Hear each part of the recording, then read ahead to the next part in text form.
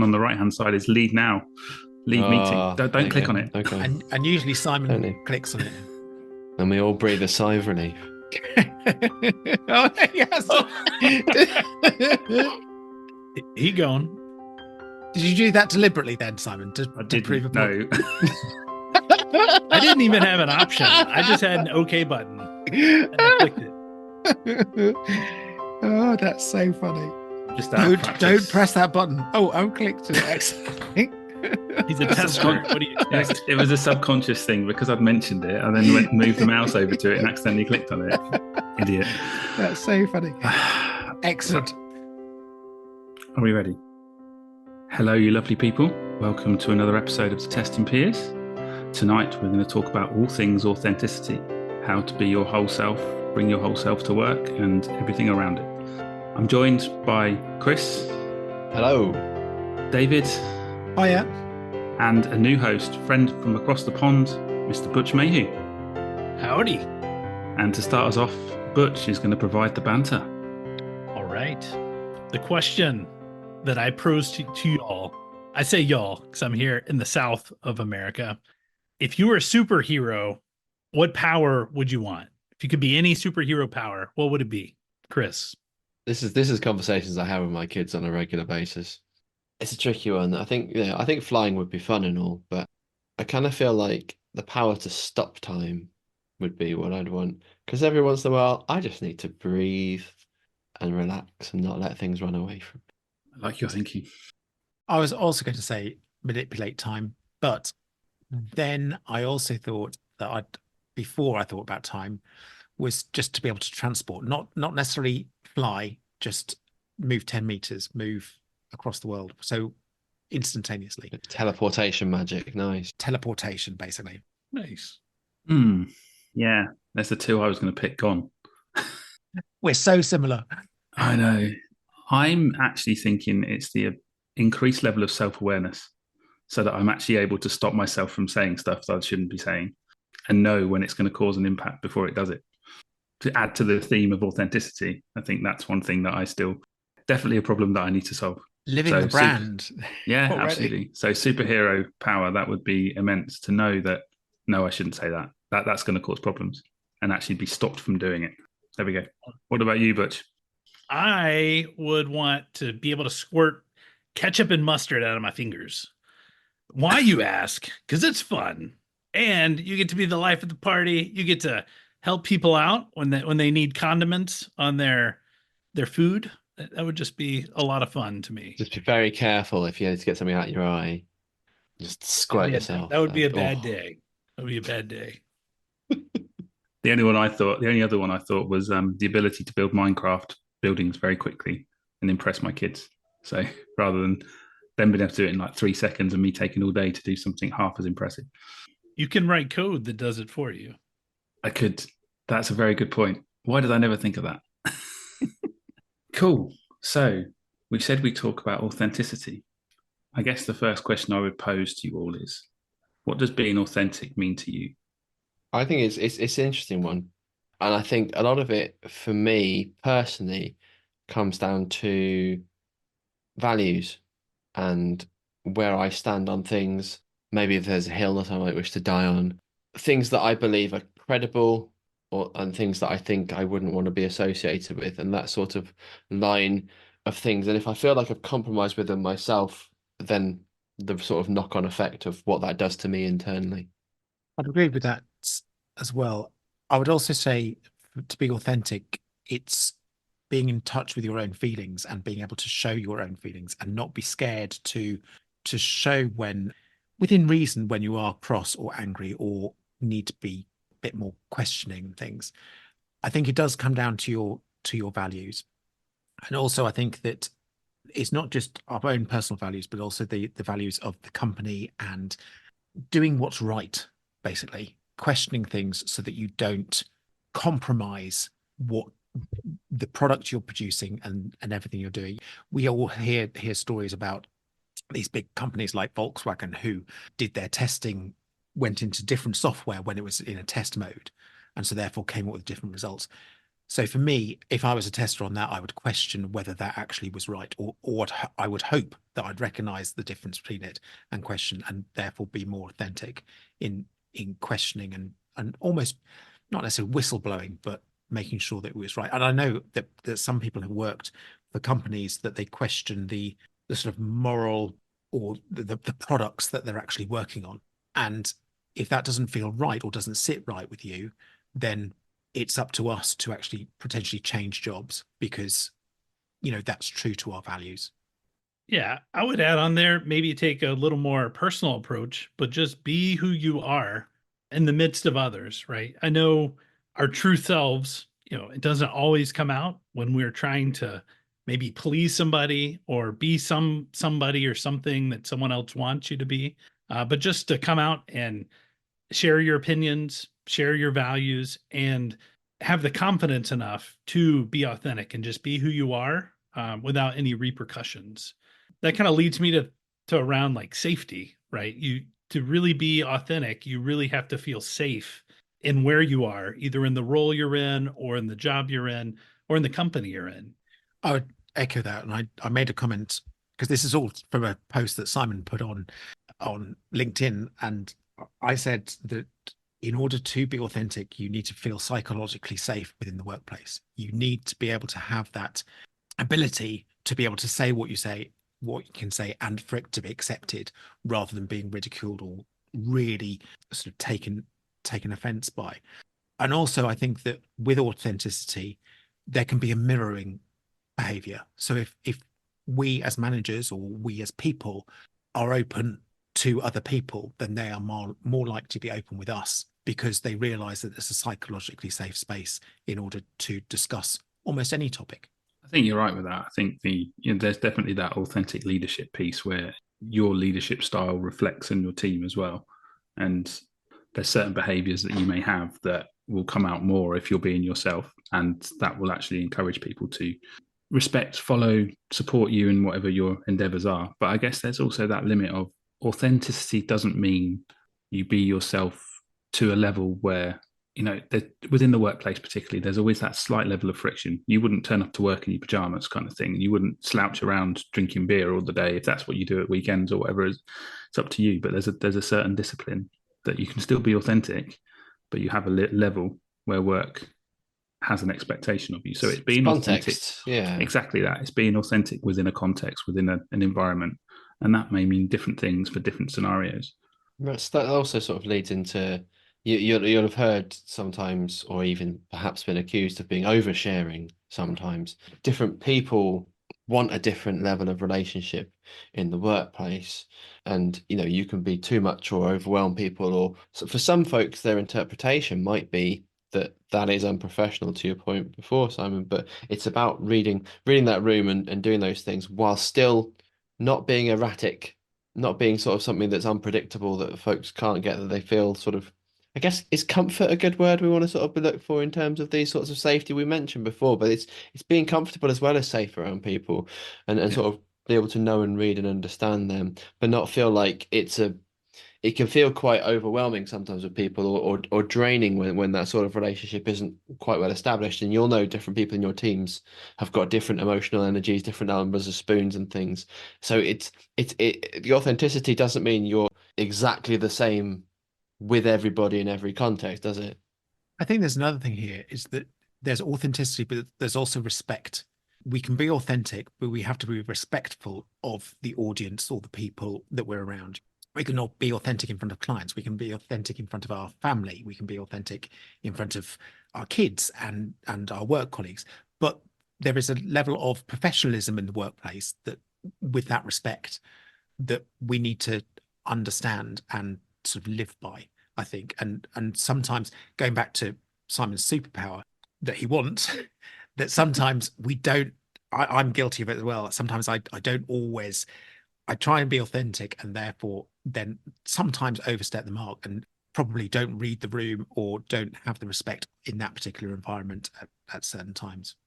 Exactly that. It's kind of that, the self-awareness is massive.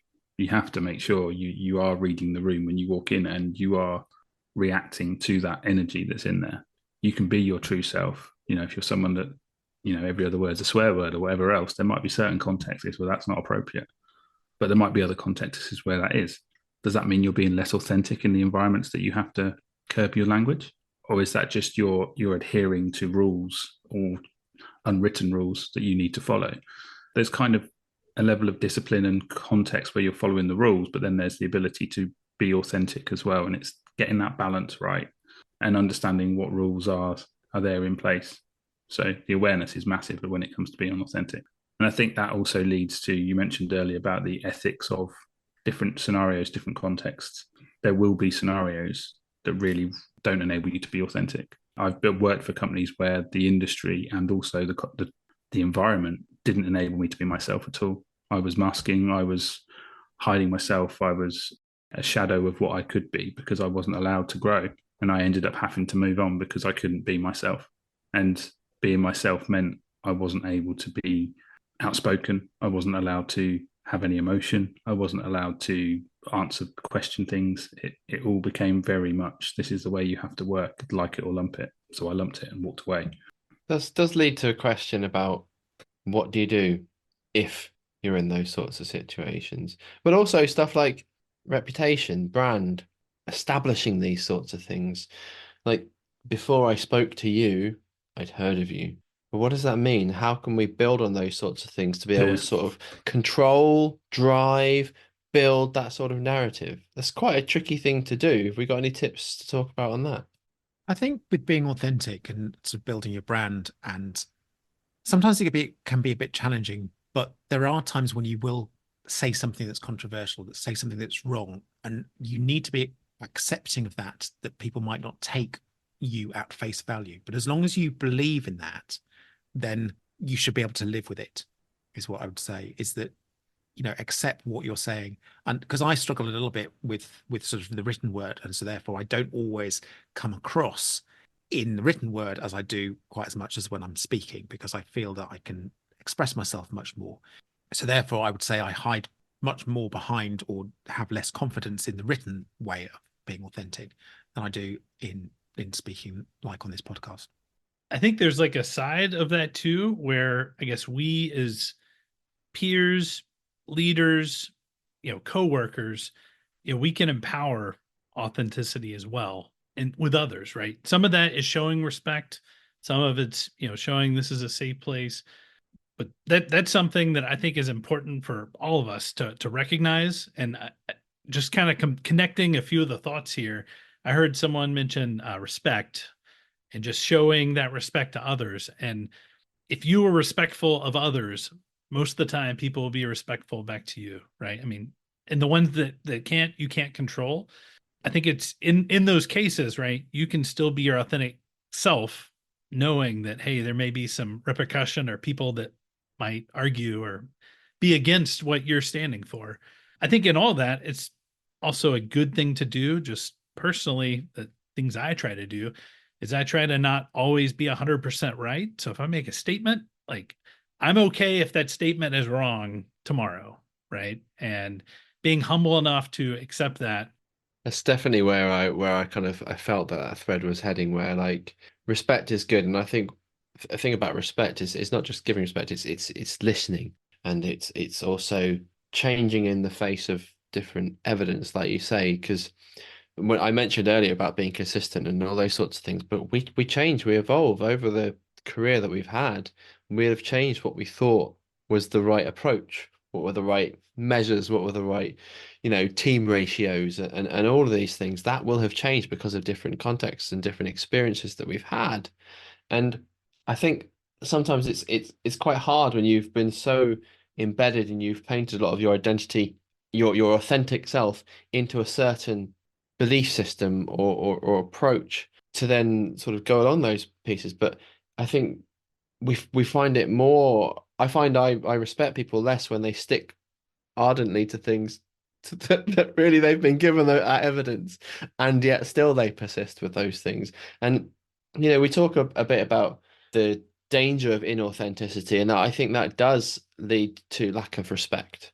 If I feel someone's not being false or real or any of these things with me, I'm probably going to invest less of myself into wanting to work with them to support them, to be available to help those folks, because they clearly don't want to have that sort of working relationship with me. And you can try and coax those things out of people, but I think, like you say, it's kind of, it encourages that behavior, and sometimes people don't want to do that, and we all have our reasons, but I think community is about contribution and respect, and I think we kind of lose that if folks aren't going to invest some of that into it. I think also as leaders, we need to respect the people we work with. We need to give them opportunities. We need to empower them. We need to let them extend their wings and fly. But there may be times when we give them a chance and they may not necessarily, they may try it once and go, actually, I don't want to do that. And we ourselves, we sometimes may try something, or we may not have the time. There are various people who have done conference speaking and then go, actually, this is too much. My life has changed. I can't do this anymore. Let me step back. And that's being authentic. That's accepting what's happening around you. The worst thing that can happen is, and it happens a lot in the workplace, people start doing extra time, they're working late a little time, and it then becomes the norm, and it becomes expected that you'll answer an email at 3 o'clock in the morning. That's not being authentic. That's being forced upon you by your behavior. And actually, as leaders, we should look at the general picture, and if we feel that those people are being forced into a hole, we should remind them actually that that's not the expected behavior. And that's that word accountability as well, isn't it? And again, it goes both ways, because it's very easy to stretch very far. It's very easy to say yes to a lot of things, especially if you're trying to please or impress or inspire other people to sort of go above and beyond. But burnout happens, but also doing those things, like you say, it can inspire or pressure other people into feeling they have to do those sorts of things. It's a very dangerous cycle to have. There are people who have sort of boom and bust personalities where they're all in sort of burnout, especially around conference season. And these things do happen. And I wonder, like, maybe less so with people who are reporting to you, but maybe with your peers and folks that you know and you love in your network, like, how can you respectfully hold them accountable? How could you pitch them? How can you invite others to hold you accountable into those bits to ensure that you don't go too far one way or the other? Are you easily open to that sort of feedback? How do you receive it? I think it's a challenge, isn't it? Because they're effectively being authentic. That's how they behave. That is their authentic self. That they've chosen to be that kind of person that behaves in that particular way. Feeding back to them that, are you sure that's the way you want to be? You're going to have to be very tactful with that. You're going to have to work in a way, and you may have to step outside of your own comfort zone in order to do so. So that's why people wouldn't be doing it, because they're questioning it from their own authenticity perspective. And you get into the well-being conversations. Well, which side is burning out here? Because you're stressing about challenging them, they're just doing it, and they're going to burn themselves out because they're burn and bust. You sometimes have to allow people to find that level themselves, but being able to be an advocate and support for them is crucial. Maybe if you're not even challenging them, you're just being a voice that can chat to them regularly, check in with them, etc., etc. Authenticity, as you mentioned earlier, Chris, authenticity does become a bit of a reputation. So, there are people in the world, I'm thinking more entertainers rather than testers or anything like that, comedians that have a particular persona that they would say is their authentic self. They're authentically grumpy. They're expected to be grumpy. People expect that from them. If they're not that, it can impact their reputation and therefore impact their career, etc., etc. So sometimes people are authentically not what we'd want them to be, and we have to allow for that as well. And we can choose to not associate ourselves with those people, or work. We can't actively try and change them. They report to you. Someone with that kind of authentic behavior reports to you. You can guide and coach and mentor them as an employee to work in a way that's ethically right for the business. But you can't fundamentally change them. There'll still be parts of them that they might be a bit shouty. They might get grumpy. They might throw their toys out of the pram every so often. If they're a developer and someone finds a bug in their code, that kind of thing. There are those people out there, and we have to learn to work with them. But at the same time, it is learning to adapt your authenticity to the scenario you're in. And the point I was thinking earlier that I didn't get a chance to say earlier was, everybody sets out being authentic. It's the environment and the people and the culture around them that stops them from being authentic. So it's removing those barriers around them to allow them to be closer to their authentic self. You may not solve it all, but even if you remove one barrier for somebody, you're going to help them in that authentic journey. Yeah, I think it's important as you look at behaviors. There are behaviors that I may have that some people may look at as that's not a good behavior, but it's not hurting anyone, right? But if I have a behavior that is hurting someone else, right? I think that's where, as leaders, as peers, we really have to, go out and have that conversation and authentically, talk to them about, their behavior, their actions, and work towards what does a healthy future look like, whether it's interactions within a company, right? If somebody's just throwing a big fit over something that maybe it's really important and they're really passionate about, there's ways to do that that are healthy, that may still get your point across, and there's ways to do that unhealthily, right? And things that will tear teams apart. And I think as leaders and as coworkers, we've got to be aware of that and just coach towards the healthy behaviors. I think it's important for authenticity, for people to be authentic, because then when their behavior changes, it's much more obvious when they're under stress or starting to have challenges. And therefore, then as managers, we can then pick that up.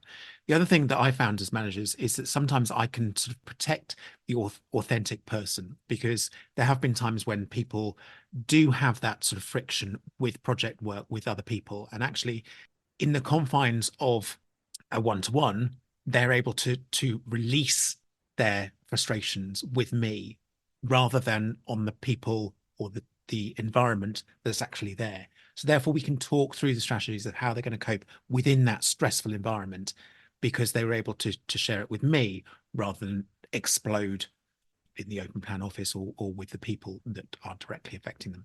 I think this is where the challenge is when you hear these companies say the phrase of, oh, you can bring your full self to work here, you can bring your whole self to work here.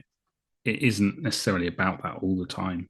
Yes, it's good to have that moment where you've got that bond with your leader or your manager, your peer, where you can be authentic in pockets. But everyone has to be able to do their job. Everyone has to be able to feel comfortable. And actually, for me, it's the comfort factor that's more important than being fully authentic all the time. There are boundaries, aren't there? Exactly that. For not everyone wants to hear about working in a family because the context of where they are wasn't family with being a safe place, or they really want to have that, like, I walk across the line, I'm in work mode and I'm not. You mentioned in your post about work mode and home mode, and for some folks they really want to have distinctly separate lives, and it's a choice.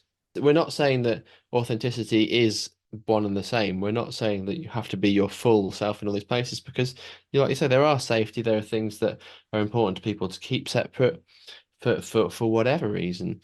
You've got to have that sort of safe, but in the workplace, I think you can always say, I think that credibility piece probably always really is there. You don't want to be doing the stuff that you don't want to be doing if you can avoid it. Maybe it's certain industries you don't agree with, or certain practices that maybe you're not really on board with. But, you've got to be comfortable with who you are in the workplace, because hating on yourself doesn't benefit anyone. It can be very dark and a bad place to come from. And it takes time and reflection to really understand and appreciate what it is that your values are. And that might come through experience, it might come through discussion, through learnings and stuff. But yeah, I mean, you see those things sometimes and you're like, wow, this is not for me anymore. I know you mentioned, bringing or separating work life and home life. And I guess a mentor I've had in the past, he's called it the work-life blend, right? There's no way you can 100% leave home at home and work at work. And, we can try that. We should try to do that. I think in a lot of ways, that's a healthy thing. But I also think there are times where when you're going through something personal in your life, like your manager, the people you work with, maybe not the whole team, but at least your direct report, the person you report to should know, hey, this real hard thing is going on in my life. And I want you to know, because I'm not going to be able to give my full effort, right? Context, as Chris likes to say. I think there's another thing here is there's a difference between, again, authenticity and privacy. We can still be authentic, but we don't need to overshare and tell everything that's happening in our lives. And I think that, again, gets that sort of context switch between home life and work life. You know, you don't have to share everything that's going on at home. If there are difficulties at home, you can share that you're having difficulties at home, but you don't necessarily need to go into the detail, because again, it depends who you're speaking to as to how much detail you might not. Again, that element of trust with your boss or whatever might not be there that you want to share. It's always helpful to have someone that you can share it with. And so therefore, having someone that could be your partner, it could be, you know, someone at work, a peer, having the ability to talk. And I think that everyone should have the ability to talk, even if it's an anonymous, you know, helpline or whatever, if we're going through stress or, you know, having burnout, having the ability to share those thoughts are so important, so that you can be authentic and you can show your feelings and truly open yourself up. And I hope that everyone has the ability to do that at certain times in their lives, because we all need someone there to share and be really authentic with. Absolutely. And I think it all comes back to that self-awareness again of knowing who are those safe people, what's the safe environment, what's the context where you feel most comfortable. You know, the other example I'm thinking of is the amount of people that their online life is very different to their personal life or their work life. And the obvious example is the Instagrammers that post all these rosy pictures of their perfect life, but actually, how authentic are they being? It's not for us to say, oh, we should have these different lives for different environments, but it's as long as the person feels comfortable with how authentic they're being in that moment, that's their choice. But we need to feel comfortable with the amount of authenticity we have and the amount of sharing in whatever context it is. And I think that the oversharing thing is something that's really come to life for me recently with just about things like neurodivergence in the workplace and the amount of people that suddenly have become very comfortable announcing or being diagnosed or self-diagnosing that they're neurodivergent, and actually the comfort that brings them and the journey they're then on, they feel they have to share it because it enables them to then start that journey in the workplace or in their personal life. And that's something that 5 years ago nobody was doing. Nobody felt they were comfortable enough to be able to do that unless they were medically diagnosed as being a young child or anything like that. But as they grew older, it's been more and more common. And it's an example where workplaces are starting to be as comfortable as you can be. I'm not going to say the phrase "bring yourself to work" again, but bring your whole self to work. But it's be as comfortable as you can be. Share what you feel you can share. We will support you. We will enable you to do your best work in whatever context that is. And I think that's the key point for leaders: is don't make big bold statements about you can be your authentic self at all times. Working for me. You need to be realistic that there will be times where people don't feel comfortable. They don't want to share stuff. That's okay. As long as you're enabling them to do their job and you're supporting them when they need you to support them, that's the best you can offer. You mentioned there Instagram and sort of seeing people's rosy lives, and it brought to mind a saying, my wife uses it all the time, is that comparison is the thief of joy. We shouldn't live our lives comparing ourselves to other people, because then it means that may well be living up to unrealistic expectations of what's happening in pictures and what's happening in other people's lives. So authenticity, in my mind, is being true to yourself and not losing the joy by comparing to other people. I was thinking about authenticity in relationships, and I remember being told by someone once. I got a touch upset with them, and I ended up telling them, and they said after several years of friendship, they felt this was the first time I was actually being really myself, and they thought it was wonderful and beautiful. And I'm thinking of obviously the way I maybe was as a younger Chris was certainly trying to be who I thought others wanted me to be, but also the power of that feedback that I received, because we talk about the value of feedback in testing all the damn time, but it's true in relationship and in terms of like authenticity and stuff. Like, you know, we've talked about people being challenged and people having accountable, but if you don't get that feedback, you're kind of in your own echo chamber, which is what I think a lot of social media kind of is, right? It's kind of this thing begets that sort of thing. And I think the same thing can happen if we don't sort of seek that feedback. And so in the world of authenticity and stuff, how we give feedback, how we challenge, how we encourage, both as leaders and peers and just general people that we're working with, words of power. Feedback is a superpower, but to the superpower loveliness that we talked about at the beginning. And it's not easy. The giving and receiving of feedback is going to be differently received by different people. And I think we've talked a lot about things that are sort of incumbent on us as leaders, but sometimes we also need to be aware that maybe we're not the ones to provide the feedback, but to be sort of aware of our surroundings, the right people, how those things should be. It's challenging, it's different, context is different, but I'm constantly in awe of folks that are game to give feedback. I quite like it when folks present it to me, they sort of say, "How honest do you want me to be?" I quite like that because sometimes I'm not in a mental state to receive super honesty. Sometimes I'm like, "Hell yeah, absolutely, just give it to me." I think that's probably quite a nice lead into those sorts of conversations around that because I need feedback, but also I can't always take it. And that's a good way of being authentic in terms of who we really are. Yeah, I would agree. And I think sometimes it's that ability to share what your boundaries are and how you're feeling at that moment in time. And, that's a true sign of being authentic is to be able to say, you know what, I'd love you to tell me that, but I'm really not in a place to hear that right now. Could you find a way of giving me a very brief or something like that, or give me some parts of it now and we'll talk about it again another time. And that goes for so many contexts as well, where you have to have the ability to hold your hand up and go, you know what, not now, and just I'm not in a place for that. And it's a skill to learn to do that because sometimes if you're in that moment where you're just people are starting to fire stuff at you and you're like just taking it hit after hit, hit after hit, if it's feedback, there is a limit.